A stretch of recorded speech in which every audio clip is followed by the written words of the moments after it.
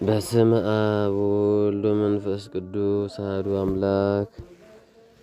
ህዳር 5 ቀን የሚከበሩ ዓመታዊ ቅዱሳን በዓላት። ታላቁ አባ ዮሐኒ በምድረ ኢትዮጵያ ዝናቸው ከወጣ ቀደምት ከሚባሉ ጻድቃን አንዱ ቅዱስ አባ ዮሐኒ ናቸው። አበው ሊቃውንት የቅዱሱን ታሪክና ገድል ገና በልጅነት ስለነገሩን አንረሳውም። እጅግ ጣፋጭ ዜና ሕይወት ያለው አባት ነውና ጥንተ ነገር ውስጥ እንደምነቢሉ በ6ኛው መቶ ክፍለ ዘመን በሀገራችን ቅዱስ አጼ ካሌብ ነግሶ ሳለ አንድ ቅዱስ ሰው ከግብጽ ወደ ኢትዮጵያ መጡ። ሊም ሰው አሞኒ ዘናሂሶ ይባላሉ። ቅዱሱ ዓለምን ላለማየት ቃል ገብተው በትግራይ በረሃ ይጋደሉ ነበር። በዘመኑ አጼ ካሌብ የናግራን የየመን ክርስቲያኖችን ለመታደግ ዘመቻ አድርጎ ነበር። ታዲያ አንድ የንጉሥ ወታደር ወደ ዘመቻ ሲሄድ ሚስቱን ይጠብቅለት ዘንድ ትንሽ ወንድሙን አደራ ይለዋል። ወንድሙ ግን አደራውን ትቶ የትልቁን ወንድሙ ሚስት አስገድዶ የደረሰባትና ትጸንሳለች። ከዘመቻ የተመለሱትም ከአንድ ዓመት በኋላ ነውና ሚስቱን ምጥ ላይ ያገኛት ወታደር ደነገጠ፣ ተቆጣ። የጸነሰችውም ከእርሱ እንዳልሆነ ያውቃልና ምጥ ላይ ሆና ሊያዝንላትም አልፈለገም። ለአገልጋይ አስቸግሮ ሚስቱን ይደበድባት ገባ። በዚህም ምጥ በዚህ ዱላ ነፍሷን ከስጋዋ ሊለየው የደረሰችው ያቺ ሴት ግን ወንድማማቾችን አላጋድልም ብላ ቻለችው። በዚህ የቅዱስ መልአክ ያን ግብፃዊ ባሕታዊ አባ አሞኒን አምጥቶ ከሰዎቹ በር ላይ አቆመው። ከእሱ ነው በይ አላት። እርሷም እኔ የጸነስኩት ከዚህ ባሕታዊ ነው ብላ ተናገረች። ወታደሩ ባላም በቁጣ ወጥቶ ቅዱስ አሞኒን በዱላ ስብርብር እስኪል ድረስ ደበደበው። ልጁ ልክ ቢወለድም ከእናቱ ነጥቆ ለባሕታዊው አሳልፎ አባረረው፣ አሳቅፎ አባረረው። ቅዱስ አሞኒም ሕፃኑን አቅፎ ወደ ተንቤን በረሃ አካባቢ ወሰደው። ግን ምንም ምግብ፣ ምንም ልብስ፣ ምንም ምኝታ እንደሚሰጠው ጨንቆት ጻድቁ እጅግ አለቀሰ። በዚህ ጊዜም ቅዱስ መልአክ የጸጋ ምንጣፍን አነጠፈለት። ጆፊ አሞራ መጥቶ ክንፉን ያለብሰዋል። አጋዘ መዕታጡ ታጠባቸው። በዚህም የተደነቀው ቅዱስ አሞኒ ሕፃኑን ዮሐኒ ሲል ስም አወጣለት። ትርጉሙም ወልደ አራዊት፣ ወላጆች ወይም አሳዳጊዎቹ አራዊት የሆኑት እንደማለት ነው። ሕፃኑ ዮሐኒ በዚህ መንገድ ከአሞኒና ከአራዊቱ ጋር አደገ። 5 ዓመት በሞላው ጊዜ ትምህርት ሃይማኖትን፣ የቅድስና ሕይወትንም ተማረ። ልክ እንደ መንፈሳዊ አባቱ በጾምና በጸሎት ተወሰነ። ግን ከእርሱ ከአሞኒና ከአራዊቱ በቀር ሌላ ፍጥረት ዓለም ብዙ ሰዎችን መኖራቸውን አያውቅም ነበር። ያደገው በበረሃ ነውና። 12 ዓመት በሞላው ጊዜ ግን ክህነት ይገባዋል ብሎ መንፈስ ቅዱስ ስላሳሰባቸው ቅዱስ አሞኒ አባ ዮሐኒን ወደ ጳጳሱ ወሰዱት። መንገድ ላይም ቅዱስ ዮሐኒ ወጣት ሴቶች ተሰብስበው ሲጫወቱ ተመልክቶ አባ እነዚህ ጸጉራቸው የረዘመ ደረታቸው ወደፊት የወጣ ፍጥረታቶች ምንድናቸው ሲል ጠየቀው። አባ አሞኒም ልጅ እነዚህ ሴቶች ናቸው፣ ግን ለእኔና እንዳንተ እንደ አንተ ላሉት የበረሃ ሰዎች አይሆኑምና አትቅረባቸው አለው። ቅዱስ ዮሐኒ መልሶ አባቴ ድንገት ቢበጡብኝ ምን ላድርግ ሲል ጠየቀ። አባ አሞኒም ልጅ ከዘላለም ርስት ከምትርቅ ሩጠህ ብታመልጥ ይሻላል አለው። ከ6 ዓመታት በኋላ ዮሐኒ 18 ዓመት ሲሞላው ማለት ነው ቅዱስ አሞኒ ህዳር 5 ቀን አረፈ። ለ14 ዓመታትም ቅዱስ ዮሐኒ ከአራዊትና ከአባ አቤዶ ከመሰሉት አባቶች ጋር ኖረ። ከንጽህናው የተነሳም ቅዱሳን መላእክት ያነጋግሩት ነበር። ስም አጠራሩ በምድረ ትግራይ ሲወጣ ወላጅ እናቱ በሕይወት ነበረችና ይሄን ወሬ ሰማች። የአካባቢ ሴቶች ተሰብስባም ልትገናኘው ወዳለበት ተራራ ገሰገሰች። ወደ ተራራውም ደርሳ ስትጠራው ቅዱሱ ተመለከታት። ወዲያውኑ ትዝ ያለው አባቱ ቅዱስ አሞኒ ሴት ስታይ ሩጥ ያለው ነበርና እግሩን አንስቶ ሮጠ። እናቱ ስትከተለው እርሱ ሲሮጥ ከገደል ጫፍ ደረሰ።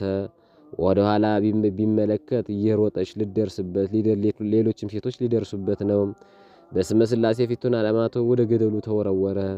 በዚህ ጊዜ ግን መንፈሳዊ ክንፍ ተሰጥቶት ተሰወረ። ቅዱስ መልአክም ብሔረ ሕያዋን አስገብቶታል። ይህን ታሪክ ሲያደንቁ አበው እንዲህ ብለውታል። ሰላም እብል ለዘኮነ ሱቱፈ ምስለ እለ ገብሩ ሰብ ብሔረ ሕያዋን ምራፈ ምስራአተ መላእክት ዮሐኒ ምንተኒ ያትረፈ ከቤቶሙ ሕይወተ ጸገወ ዘልፈ ወከመ ክንፎሙ አብቆሎሙ አብቀለ አክናፈ እንዲሉ ቅዱሳን እንዲህ አድንቀውታል። ከአባታችን ከአባ ዮሐኒ ረድኤት በረከት ይክፈለን። ቅዱስ ለንጊኖስ ሰማዕትም በዚህ ቀን ይታሰባል። ለንጊኖስ ማለት በጌታችን ኢየሱስ ክርስቶስ የስብከት ዘመን የጲላጦስ ወታደር የነበረ ሰው ነው። ስለ ጌታችን ተአምራት በየጊዜው ይሰማ ነበር። ሄዶ እንዳያገኘው ግን አይሁድን ይፈራ ነበር። እነርሱ በክርስቶስ ያመነ ሁሉ ከምኩራብ ይባረር ብለው ነበርና። ጌታችን በተሰቀለባት ዕለተ ዓርብ ግን ጭንቅ ሆነበት። ጌታችን እንዲሰቅሉ ከታዘዙ ወታደሮች አንደኛው እሱ ተመርጦ ነበርና በዘዴ ያሞኛል ብሎ እስከ 9 ሰዓት ድረስ ቆየ። በኋላ ግን አይሁድ በክርስቶስ ሞት ያልተባበረ ሁሉ ወንጀለኛ ነው የሚል አዋጅ በማስነገራቸው እየፈራ ወደ ቀራንዮ ሲደርስ ጎኑን ውገው ብለው ረዥም ጥቁር ጦር ሰጡት። ለንጊኖስም ወደ ጌታ ዓይኖች ተመለከተ፣ እያየ እንዳልሆነ ገመተ።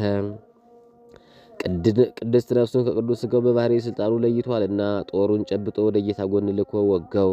ከጌታ ጎንም በለ አምሳል ትኩስ ደምና ውሃ ፈሰሰ።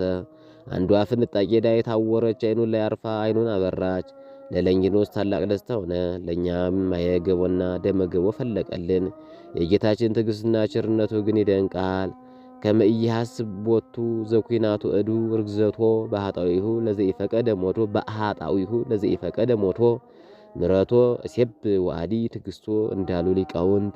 ጌታችን ከተነሳ በኋላ ለንጊኖስ ወደ ጴጥሮስ ዘንድ ሄዶ ስለ እውነት ስለ ሃይማኖትም ተማረ።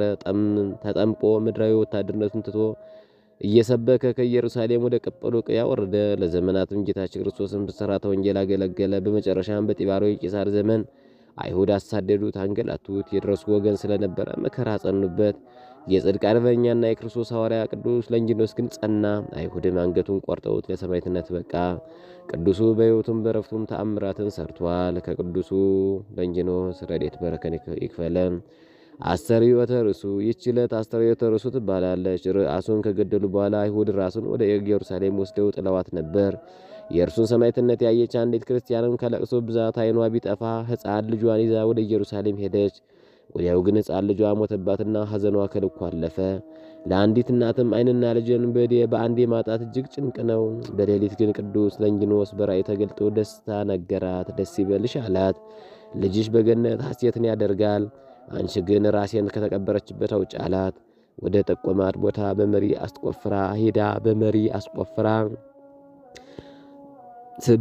ስትቆፍር ብርሃን ወጥቶ ዓይኗ በራላት። በታላቅ ሐሴትም ቅድስት ራሱን ወደ ሀገሯ ወሰደቻት። አምላከ ቅዱሳን የቀደሙትን የዋህነት ለእኛም ያድለን፣ ከበረከታቸውም ይክፈለን። ኅዳር 5 ቀን የሚከበሩ ዓመታዊ ቅዱሳን በዓላት ታላቁ ቅዱስ ዮሐንስ ዘትግራይ፣ አባ ሞኒ ዘናሂሶ፣ ቅዱስ ለንጊኖስ ሰማዕት፣ ቅዱስ ቴዎድሮስ ሊቀ ሰራዊት፣ ቅዱስ ጢሞቴዎስ ሰማዕት በዚህ ዕለት ይታሰባሉ። ወደ ጌታ ኢየሱስ በመጡ ጊዜ ግን እርሱ ፈጽሞ እንደሞተ ዓይኑም አይተው ጨኑንም አልሰበሩትም። ነገር ግን ከጭፍሮቹ አንዱ ጎኑን በጦር ወጋው። ወዲያው ደምና ውሃ ወጣ።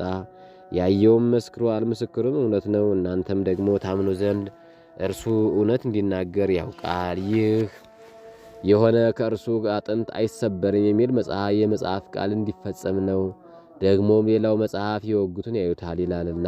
ማርያም እንቁ ለኢዮኤል ነቢይ ኤልዳ ተስፋ ሕይወቱ ለዘሩባቤል ወጸቃዋ መዓር ዘይሁዳ ፈዋሲቱ ለጦቢት አበጦቢያ እንግዳ ተሳልኒ በንግደትኪ ርግበ ዮሴፍ ዘአጻዳ ርግበ ዮና ጻዳ በከመ መሃርኪዮ ለጥጦስ ፋያታይ ዘበዳ ለዮሴፍ አረጋዊ ማርያም ነአዛዚቱ ወዘተወክፈ ምንዳቤ ለወልዳ አመንግደቱ ለሰሎሜ በጽት ለግዚያ ሰባት አመቱ ወለየሳ በፍኖ ዘተገብረ ረፍቱ ዘምስለይ ጋር ዘተመተረ ለሃበ ምታር ሰለስቱ ሰላም ለአይንቲከ ለመነና ድቃሰ እምጊዜ ለሰቢክ በጻማ አስኬማ መላእክት ቅዱሰ ዮሐኒ እግረ ልብከ ሃበ ደብረ አሳ ዘጌሰ ከማከኒ አሞኒ ምጣይማ ዓለም ዘታግሰ ወለንጊኖስ ዘምስለ ቴዎድሮስ ሃበ ምድረ ጽጌ ፈለሰ ለለንጊኖስ ሐዋርያ ዘፈለሰ ሃበ ቀጰዶቅያ ወቴዎድሮስ ኃያል ሊቀ ሰራዊት ዘአንጾኪያ ዮሐኒ ጻድቅ ለደብረ አሳ ፀሐያ